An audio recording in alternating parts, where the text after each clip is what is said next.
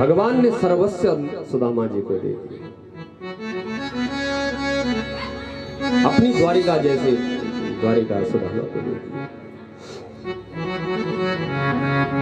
सुदामा ने कहा कन्हैया भैया बड़े आनंद आए तेरे ठाट बाट दे करके, अब तू बता भैया तेरी शादी भई की ना है। भगवान ने कहा बताएं क्या, मिलाई देते हैं घर में जब बैठे हैं। हाँ भैया बुला भैया। भगवान ने रुक्मणी को जाओ सब रानी महारानी को कहो कि महापुरुष आया आशीर्वाद लेके जाओ। रुक्मणी भी प्रत्येक भवन में गई, सबको आदेश दिया कि महापुरुष का आशीर्वाद लेना, वहां लोग लाएंगे।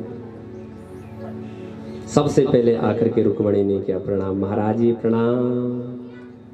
सुदामा ने कहा कौन है भैया, परिचय तो देना। भगवान ने कहा यही है हमारी धर्म पत्नी। ओहो सौभाग्यवती भव, पुत्रवती भव, पति प्रिया भव। पीछे से जामंती आ गए, महाराज जी प्रणाम। सुदामा ने कहा ये कौन है भैया वो?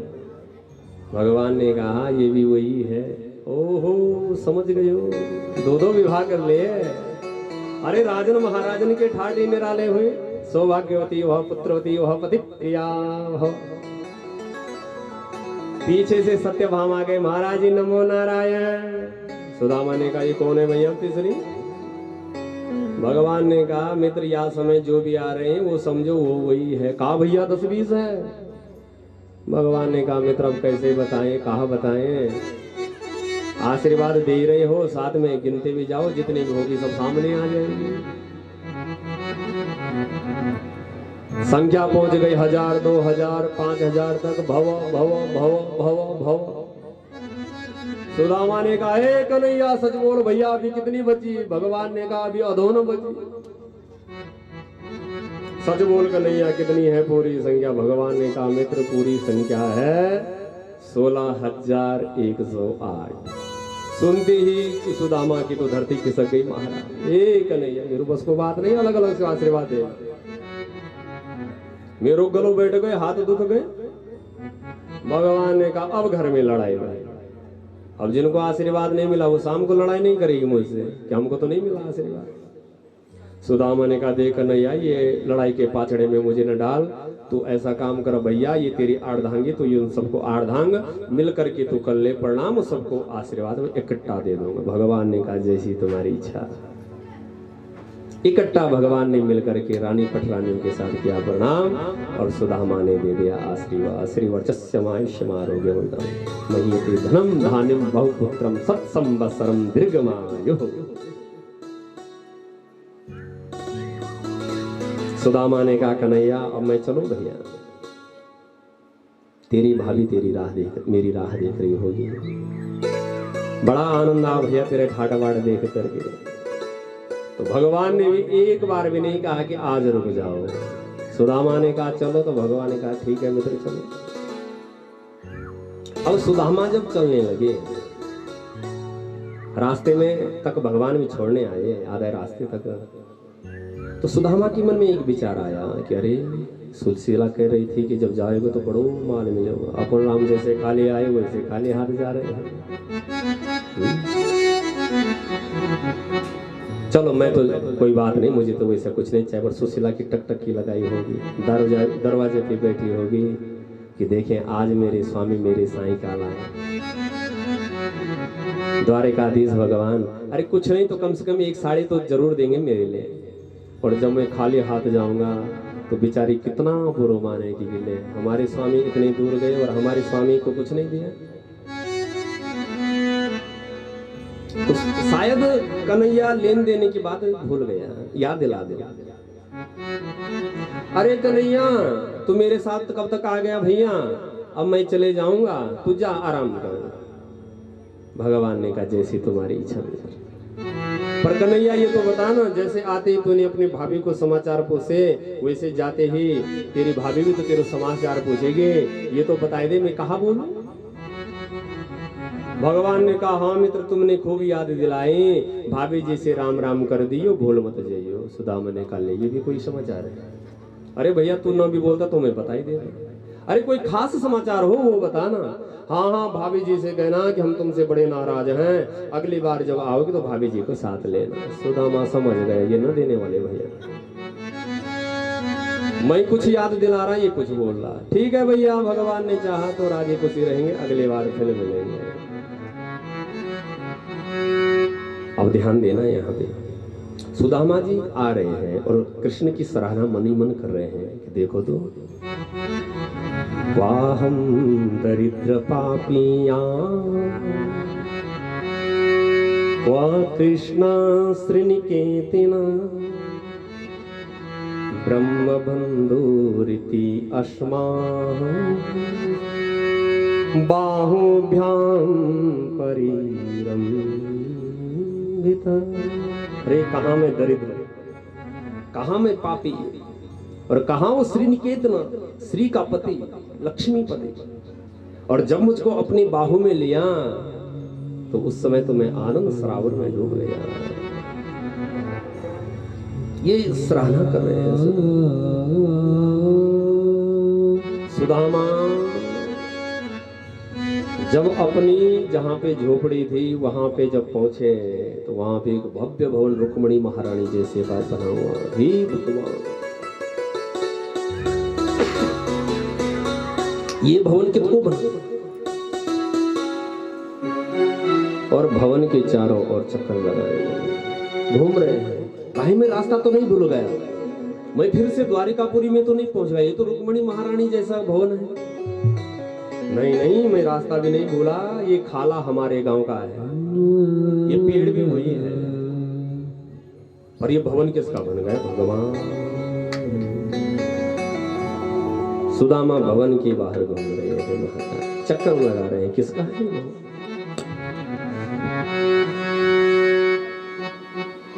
घूम रहे हैं।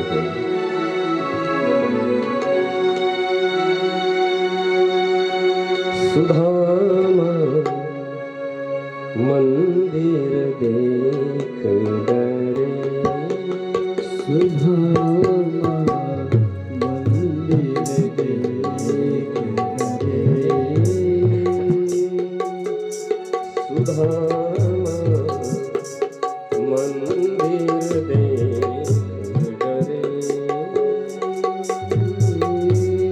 सुदामा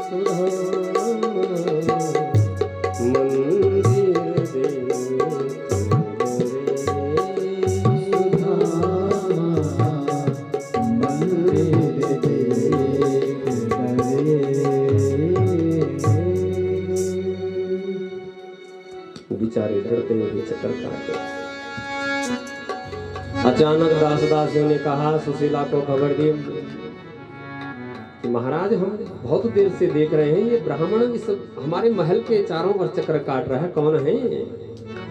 सुशीला ने झरोके से झांक करके देखा, ओहो मेरे स्वामी जी आ गए, चलो चलो स्वागत करने की तैयारी करो। सुशीला ने भी नक्शत पर्यंत 16 श्रृंगार किया, सोने की थाली ले आरती सजाते हुए अपने स्वामी के स्वागत करने के लिए चल पड़े।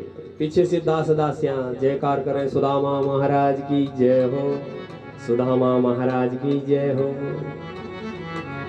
सुदामा ने जब नाम सुना, अरे भैया सुदामा तो हमारा ही नाम, लेकिन ये महाराज कोई और होगा। अब मालूम पड़ियो ये जो हमारा नाम राशि का कोई सुदामा महाराज है, इसने हमारी झोपड़ी फुकवाई दी और अपना महल बनवाई दी। चल भैया, झोपड़ी गई तो गई, लेकिन सुशीला बेचारे अब कितकों गई होंगी, अब कहाँ ढूंढूंगा। ऐसे सरकार से मिलने गई कि आज सुशीला कोई खो दिया। तो सुशीला छम छम करते हुए आरती को लेते हुए जा रहे थे। सुदामा किनारे पे खड़े हो गए। सुशीला जी पांव से आरती उतारने लगी। सुदामा ने कहा, क्यों भाई मेरी आरती उतार रही है? तू मंदिर में जा रही है, जा भगवान की आरती कर, मेरी आरती क्यों उतार रही है? सुशीला ने कहा, वाह महाराज, आज मुंह ही भूल गए। ऐसे सरकार से मिलने गए कि मुझको ही भूल गए। जो शब्द सुशीला के शब्द सुदामा के कान में गए, अरे भाग्यवान, तेरे ठाट,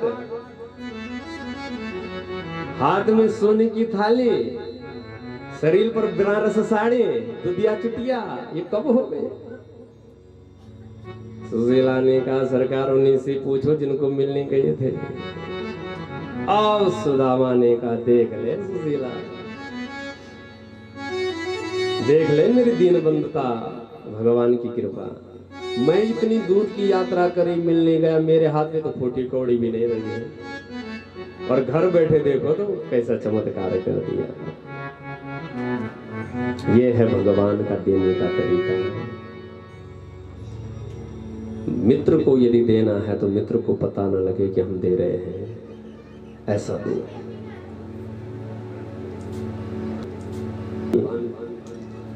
महानता है। आकाश के मेघ रात को बरसते हैं, जीव सोया रहता है, कब पानी बरखा हो जाती है पता ही नहीं चलता। इसलिए मित्र को यदि देना है तो ऐसा दो। सुशीला देख लिया चमत्कार? बोले हाँ सरकार, तभी तो मैंने तुम्हें भेजा है। तो ये है भगवान की दीन बंधुता। यदि हमने अहंकार कर लिया कि हम इतने दानी हैं, इतने ज्ञानी हैं, तो मृगी की तरह न गिरगिट न बनना पड़ेगा महाराज। अभी अभी तुमने थोड़ी देर पहले, 1 घंटा पहले कथा सुनी है राजा नृग की। राजा नृग को अहंकार हुआ, भगवान के सामने कह रहा है कि मैंने इतने दान किए कि जिनकी कोई गणना नहीं है।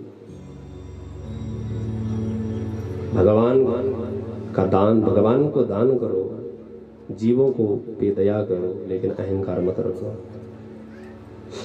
अहंकार लाओगे तो नृग जैसा होना पड़ेगा।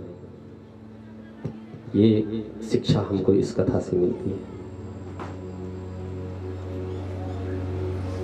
इसीलिए भगवान से प्रार्थना करो, हे जगन्नाथ भगवान, हमारी हिम्मत कहाँ थी भैया कि हम तेरे यहाँ पहुँच पाते, कथा सुन पाते। और जहाँ तुमने अहंकार कर दिया कि अरे हम तो इतने जवान हैं, अभी जाएं हम दौड़ दौड़ के, हम इतने धनवान हैं, हम इतने बलवान हैं। तो परसों के दिन आप लोगों ने कथा सुनी होगी कि जब राजा बलि पर भगवान ने उसको सुतरलोक पहुंचा दिया, और भगवान ने ब्रह्मा जी को कहा कि ब्रह्मा, पद का अभिमान है तो पद छीन लेता हूँ, धन का अभिमान है तो धन छीन लेता हूँ, सुंदरता का अभिमान है तो सुंदरता छीन लेता हूँ, विद्या का अभिमान है तो विद्या छीन लेता हूँ, तब उसको अपनाता। ये कथा आप लोगों ने सुनी है परसों। इसलिए जो भी कर्म हो रहा है, भगवान का आश्रय लो कि भैया ये सब भगवान की कृपा है। कैसे? एक उदाहरण से हम अपने जीवन में इस चरित्र को उतारे हैं। एक विद्यार्थी बड़ा बुद्धिशाली था। विद्यार्थी जब परीक्षा देने गया तो जब उसके सामने पेपर आया, पेपर को जब उसने पढ़ा, प्रश्न पत्र को जब पढ़ा, तो प्रश्न पत्र में कुछ ऐसे प्रश्न होते हैं वैकल्पिक प्रश्न, इसे करो अथवा इसे करो, दो में से एक करो, विद्यार्थी पास। लेकिन वो विद्यार्थी इतना बुद्धिशाली था कि उसने सारा प्रश्न पत्र हल कर दिया और उत्तर पुस्तिका की अंतिम लाइन में लिख दिया कि परीक्षक महोदय, जिसे चाहे उसे जांच लें। परीक्षक के हाथ में जब उत्तर पुस्तिका गई, उसने पढ़ा, अंतिम लाइन जब पढ़ी कि परीक्षक महोदय जिसे चाहे उसे जांचने, उसको थोड़ा चुभ गई बात कि अच्छा इतना अहंकार है इसको, इतना बुद्धिशाली है। तो परीक्षक ने उसके एक एक बिंदु अनुस्वार विसर्ग पे ध्यान दिया कि कहीं कोई अनुस्वार, कोई बिंदु, कोई विसर्ग तो नहीं छोड़ दिया, कोई मात्रा तो नहीं छोड़ दिया। भाग्य से क्या हुआ कि एक प्रश्न गलत हो गया। अब परीक्षक चाहे तो जो गलत किया है उसको जांच करके अंक दे दे और जो सही किया है उसको काट दे, क्योंकि जांचना एक है, नंबर 1 में देना है। और परीक्षक यदि प्रसन्न हो जाए कि चलो कोई बात नहीं, जो गलत किया है उसको काट देगा और जो सही किया है उसको जांच करके नंबर दे देगा, परीक्षार्थी पास। ऐसे ही हम सब परीक्षक हैं, विद्यार्थी हैं। भगवान हमारे परीक्षक हैं, हम विद्यार्थी हैं। अब हमने जा करके भगवान से कहा कि हम इतने धनवान थे, इतने गुणवान थे, इतने विद्वान थे, तब हम पहुंचे हैं। तो महाराज निर्ग जैसा ना होना पड़े। तो भगवान कहते हैं सन्मुख होय जीव मोहि जबहि, जन्म कोटि अधनासहि तमहि। सावधान, पुण्य करो लेकिन पुण्य का अभिमान मत लाओ। कैसे? एक का अंक किसी ने लिख दिया बिलाई गोड़ पे, एक ने बिलाई गोड़ पे एक का अंक लिखा, दूसरे ने 0 लगा दिया, एक तुरंत 10 हो गया। सुखदेव जी मौन हो गया।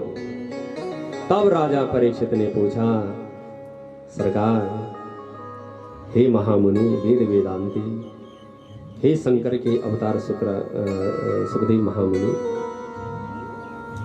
ये बताओ कि मेरे दादा दादी का विवाह कैसे हुआ है। ये अंतिम प्रश्न है परीक्षित का कि दादा दादी का विवाह कैसे हुआ। और इसी से भी हमको ज्ञान होता है, इसी से पता लगता है कि परीक्षित महाराज मृत्यु को बिल्कुल भूल गए हैं। जबकि कल तक्षक नांग आने वाला है, परीक्षित को ढंसने वाला है, परीक्षित मर जाएगा। यदि तुमको पता लग जाए कि भैया हम 2-4 घंटे के मेहमान हैं, पधारने वाले हैं, तो तुम्हारी मन स्थिति क्या होगी? कथा सुन पाओगे? पागलों की तरह भटकोगे कि मैं मरने वाला हूं, मैं मरने वाला हूं। लेकिन जब सुखदेव जी ने पूछा कि मन में कोई शंका है तो पूछ ले, अब हम जा रहे हैं, तो परीक्षित ने कहा, महाराज ये बताओ कि दादा दादी का विवाह कैसे हुआ है। और सिद्ध हो गया कि परीक्षित ने दत्त चित्त मन होकर के कथा सुनी है, मृत्यु को बिल्कुल भूल गया है कि मेरी मृत्यु होने वाली है। ये प्रमाण है इसका। नहीं तो किसकी हिम्मत होती है पूछने की कि मैं मरने वाला हूं और ऐसा पूछो कि दादा दादी का विवाह कैसा हुआ, ये बताओ तो होगी किसी की हिम्मत? लेकिन परीक्षित पूछ रहे। सुखदेव जी ने बड़ी रोमांचक ढंग से कथा सुनाई। सुनो परीक्षित, जब सुभद्रा सयानी हो गई तो कृष्ण और बलराम ने आपस में अनुनय विनय किया कि बहन सयानी हो गई, बहन का विवाह किया जाए। तो बलराम ने कहा परीक्षित भगवान कृष्ण को कि मेरा चेला है दुर्योधन, और दुर्योधन से बड़ा अच्छा कोई नहीं है, अब वर्तमान में वो राजा भी है हस्तिनापुर का, तो मैं ये चाहता हूं कि बहन का विवाह दुर्योधन के साथ कर दे। भगवान की बोलती बात, बड़े भाई के सामने कुछ नहीं बोल पाए, ना हाँ कहा ना ना। लेकिन भगवान को मन में चिंता हो गई कि यदि बहन का विवाह दुर्योधन के साथ हो जाएगी तो अनर्थ हो जाएगा, दुर्योधन तो पापी है। तो भगवान ने क्या किया, सुभद्रा के सामने जाते हैं और अर्जुन की महिमा गाते हैं। अरे अर्जुन मेरा चेला, दुनिया में उसके बराबर धनुर्धारी में कोई नहीं है। सुभद्रा ने मन में एक संकल्प लिया कि यदि मेरा विवाह अर्जुन से होता तो कितना बढ़िया था। इधर सुभद्रा के इधर अर्जुन के सामने सुभद्रा की महिमा गाते हैं भगवान। मेरी बहन बराबर सुलक्षणा कोई नहीं है, इतनी बढ़िया रोटी बनाती है, इतनी बढ़िया चौका करती है, इतनी बढ़िया मेहमानों की आदर खातिर करती है। अर्जुनों को भी लगा कि ये तो हमारी रानी होनी चाहिए थी। तो जब बलराम ने कह दिया कि मेरी दृष्टि में मेरा चेला दुर्योधन है, बहन का संबंध वहीं किया जाए, तो भगवान ने एक योजना बनाई कि बड़े भैया चाहते हैं ऐसा और सुभद्रा चाहती है कि मेरा विवाह अर्जुन के साथ हो। तो भगवान ने कहा कि जोगी के भेष में आ जाना, बहन का हरण कर ले। अर्जुन भी त्रिदंडी द्वारिका मादा, त्रिदंडी स्वामी बन करके द्वारिका में पधार गए, द्वारिका के बगीचों में बैठ गए। अब चारों ओर खलबली मच गई कि भैया इतना सिद्ध महात्मा आया है, तो सब द्वारिकावासी दर्शन करने चले गए। महाराज जी नमो नारायण। तो अर्जुन उसके नाम, उसका पिता का नाम, उसका दादा का नाम, उसका मकान का होलिया सारा बजा देते, क्योंकि अर्जुन सभी से परिचित है और अर्जुन को उस वेश में कोई पहचान नहीं पा रहा है। सारी द्वारिका में खलबली मच गई। भैया वो तो सब जन्मपत्री बता रहा है, इतना सिद्ध महात्मा है। पहुंच गई बात बलराम जी के कानों तक। अच्छा कौन है भाई महात्मा? बलराम जी भी चले गए, महाराज जी नमो नारायण। अब अर्जुन घबरा गए, भगवान आ करो भैया महात्मा बने हैं तो निभाना ही पड़ेगा। खुश रहो बच्चे,